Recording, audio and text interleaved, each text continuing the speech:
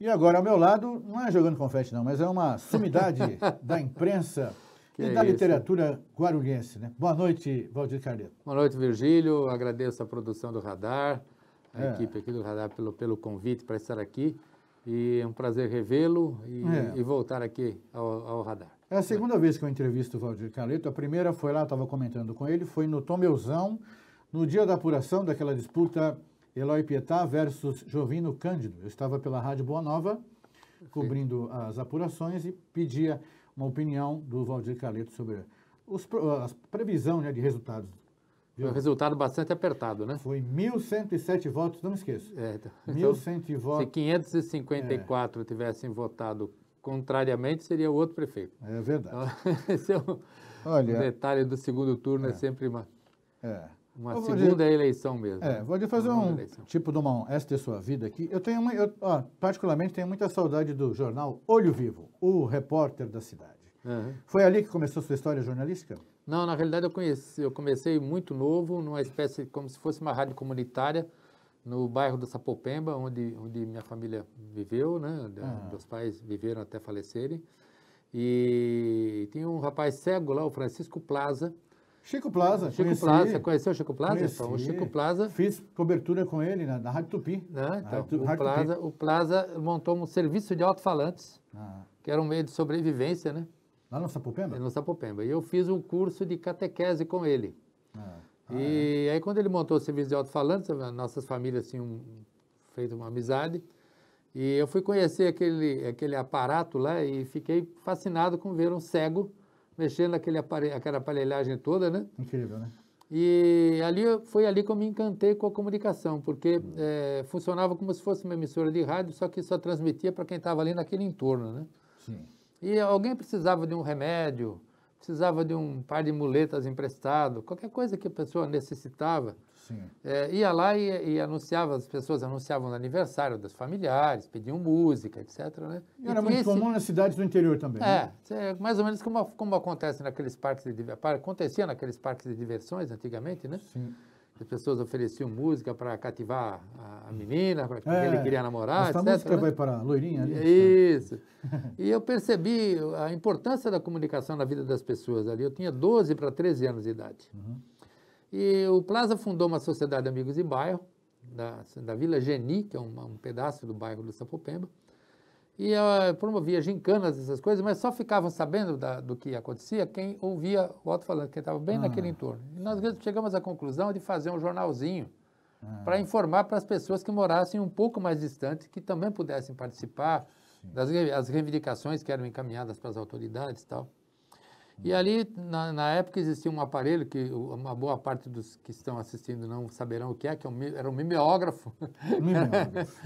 Que se fazia uma matriz e se imprimia, né? E ele comprou um mimeógrafo a tinta. A maioria dos mimeógrafos era a álcool, né? Que se usava muito nas vezes. A folha saía cheirando álcool, de álcool. Isso, que era usado nas provas escolares, né? E aí nós lançamos o Plazinha, que era muito conhecido lá, o Plaza, né? O Plazinha era uma folha de papel sulfite em frente e verso. Eu tinha por volta de 15 anos quando isso aconteceu, e 14 para 15 anos. E a partir dali, por onde eu passei, na escola, fiz jornal no Colégio Anne Frank, no Brás, eu fiz ginasial e colegial, fizemos o Crânio. Depois entrei no Banco do Brasil, da Vila Maria fizemos o Vilão. Em Guarulhos, o Guaru Baby, uma brincadeira com os 2 Bs do bebê, né, do Banco do Brasil. E no Parque Secap, fui um dos fundadores daquele clube do Secap, o Conselho Comunitário. E chegamos à conclusão, um momento lá que precisava de algo que congregasse os moradores do Secap, precisava de um jornal. Aí surgiu o Olho Vivo. Um pouquinho antes surgiu o Comunicação, que era um jornal específico do Conselho Comunitário.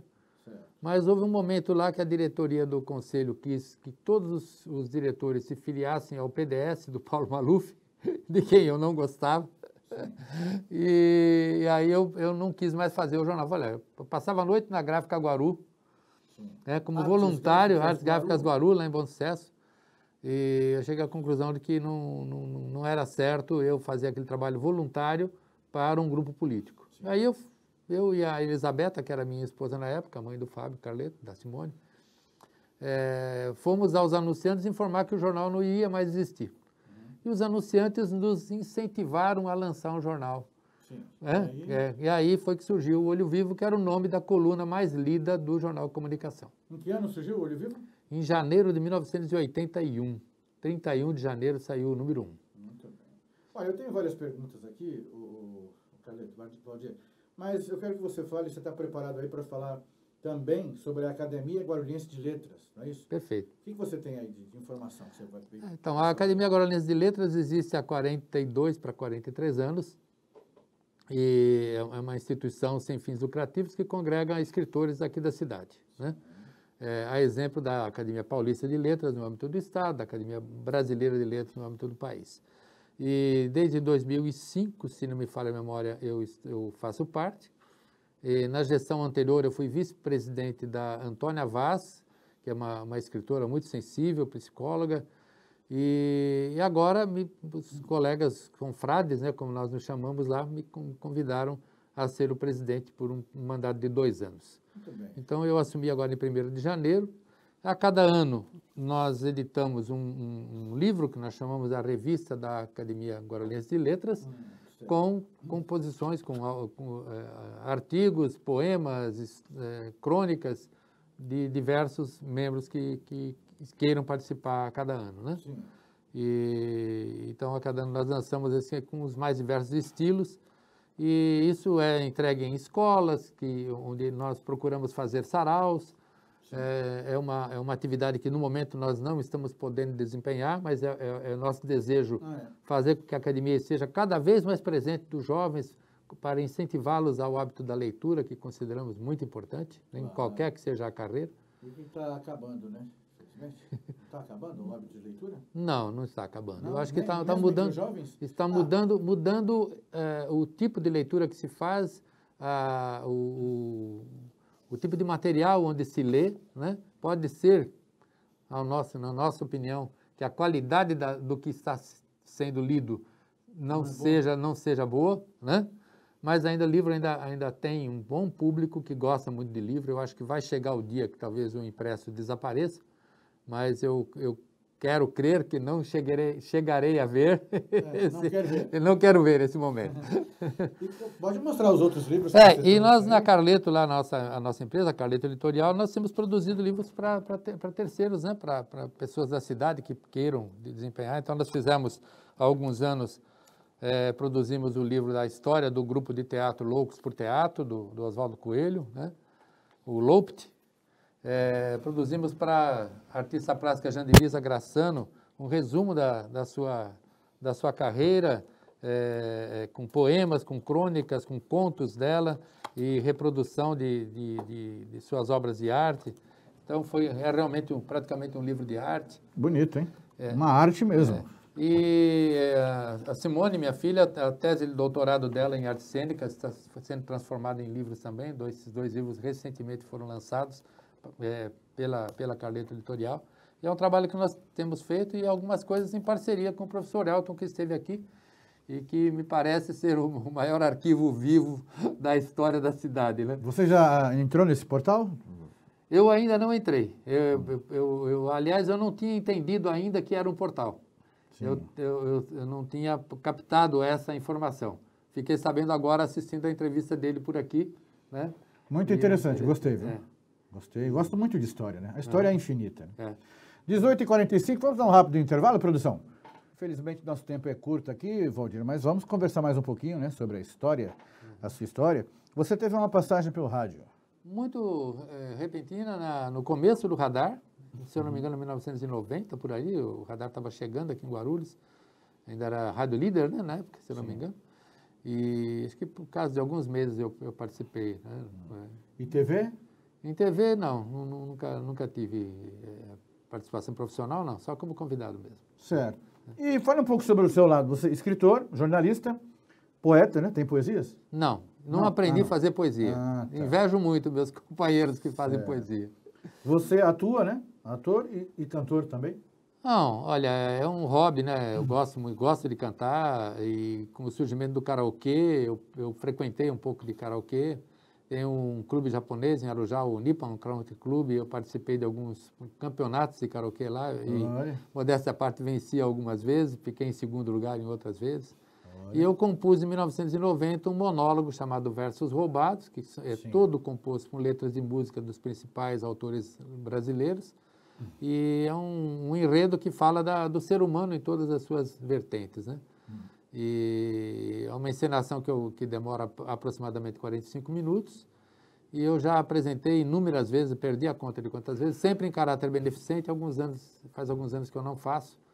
E talvez ainda volte a fazer, porque é uma coisa que eu gosto, me sinto muito bem de fazer. Mas é um hobby, não tenho nenhuma pretensão de... Monólogos roubados. Versos roubados. É um monólogo versus chamo de versos roubados porque não foi pedida autorização para os autores. Se fosse algo que eu fosse usar comercialmente, teria que obter os direitos autorais, né? Mas como sempre faço em caráter beneficente, são 37, 38 compositores, era praticamente impossível obter os direitos autorais de todos eles, né? Então, eu faço sempre em caráter beneficente. Ok. 18h50, mudando o assunto, desculpe, mudando um pouquinho de assunto, Valdir, como é que você está vendo a vacinação na cidade de Guarulhos? Olha, eu estou até impressionado positivamente com o ritmo que ela ganhou mais recentemente, né? Tínhamos muito poucas doses, faltavam muitas doses, as doses que nós recebíamos eram desproporcionais à população da cidade, porque o Ministério da Saúde levou em conta qual foi o índice de vacinação contra a gripe. Na última vacinação contra a gripe, houve uma baixa adesão de Guarulhos, e isso fez com que a cidade fosse prejudicada agora na distribuição, no critério de distribuição das doses. Sim. Então, nós estamos hoje... São Paulo deveria ter vacinado as pessoas de 49 anos e teve que adiar por falta de... Foi. Né? Então ficou para amanhã, né? Amanhã, 49 anos, na quinta-feira, 48, se eu não estiver me enganando nessa informação das datas. E a cidade de Guarulhos já está vacinando quem tem 43 ou mais. É verdade. Né? Então, o atendimento tem sido rápido, tem funcionado de uma forma organizada, diferentemente do que aconteceu naqueles dias, teve aquelas grandes filas no Bosque Maia, né? Filas de automóveis, né? Então, agora que está sendo feita de uma forma muito organizada nas UBS, no Céu Continental, e não sei como é que foi no drive-thru do International Shopping, eu não cheguei a ver como é que funcionou, mas pelo número de vacinas que foram aplicadas no sábado, foi um êxito muito grande da Secretaria de Saúde da Prefeitura de Guarulhos. Muito bem, eu tenho uma outra pergunta aqui. Quais os outros veículos de comunicação que você dirigiu após o Olho Vivo na cidade? Então, quando eu saí do Olho Vivo, nós já fazíamos lá a RG, Revista Guarulhos, que continua sendo feita por nós. Certo. Lançamos em 2009 a revista Weekend para ser semanal. Ela circulou semanalmente durante 7 anos, 350 edições. E nos últimos anos não foi possível mantê-la semanal. Agora, na pandemia, ela tem saído em média uma vez a cada mês. Né? E o Clique Guarulhos? E o Clique Guarulhos começou em 2015, ele vem a ser o sucessor digital do antigo jornal Olho Vivo, fazendo um trabalho relativamente parecido com o que o Radar faz, né, de receber as reivindicações da população e enviar para as autoridades as queixas que a gente recebe. Muitas delas são atendidas, outras, infelizmente, não são tão simples de resolver. Então, o jornal eletrônico, ele substitui, de certa forma, o trabalho que o Olho Vivo fazia no impresso. Sim. Me ajuda aqui, Valdir. Acabou o Olho Vivo, entrou o Diário de Guarulhos? Entrou o Diário de Guarulhos em 2007. Em 2009, eu e o Fábio saímos da sociedade. E os novos donos ficaram com o jornal, que circulou até o final de 2014. Não, estou me lembrando de uma passagem, eu estava em Santo André, eu era assessor de imprensa do Flamengo, e aqui nós tínhamos o Diário de Guarulhos, tínhamos a Folha Metropolitana e mais um jornal que eu não me lembro, era Guarulhos Hoje? Teve, na época... Eram uns três, assim. Depende do ano. Teve o Tribuna de Guarulhos, do Grupo Veronese. Não era o Tribuna de Guarulhos, acho que 12 anos atrás, mais ou menos. Sim, 15, então era o Diário de Guarulhos e o Guarulhos Hoje. Se eu não me engano, tinha mais um. Bom, não vou lembrar agora. Mas um jornalista lá do Diário do Grande ABC falou: Virgílio, qual é o melhor jornal de Guarulhos? Aí eu falei assim, pensei um pouquinho e falei assim, os três são bons. Aí o jornalista falou assim, o Virgílio deve ser candidato a vereador lá em Guarulhos, ou a prefeito, que ele não quer desagradar ninguém. Uma passagem engraçada, lá no estádio Bruno José Daniel, quando o Flamengo foi jogar contra o Santo André. Mas olha, sem querer você acertou, viu? Porque cada um tem o seu estilo, cada um tem a sua qualidade, né? Eu respeito muito os profissionais que trabalham na imprensa, porque eu sei que não é uma tarefa fácil desempenhar essa função. É verdade. Valdir, agora eu vou pedir uma opinião sua política. Você pode aí fazer um esboço do quadro político em termos de deputados estaduais, candidatos a estaduais e federais por Guarulhos para o ano que vem? Eu não arriscaria, porque eu não acompanho tão de perto a política da cidade para ter uma noção. Por exemplo, eu jamais acertaria quem foi o vereador mais votado, né? Eu não me lembro agora o nome do vereador que foi mais votado. Luiz da Sede? Luiz da Sede, né? Eu jamais apostaria alguma coisa de que ele viria a ser o mais votado. Então, por não acompanhar de perto a política, né? Eu até comentei outro dia, vejo alguma dificuldade do deputado Eli Corrêa, porque ele se reelegeu graças à coligação, que agora na proporcional não vai poder mais ter, né? E se ele for para o PSDB, como tudo indica que deve ir, porque a esposa dele é a presidente do partido aqui, e o Rodrigo Garcia, que é o vice-governador de quem ele é muito próximo, está indo para o PSDB, deve ser candidato a governador pelo PSDB, então o Eli vai enfrentar uma dificuldade maior de se reeleger como deputado federal, né?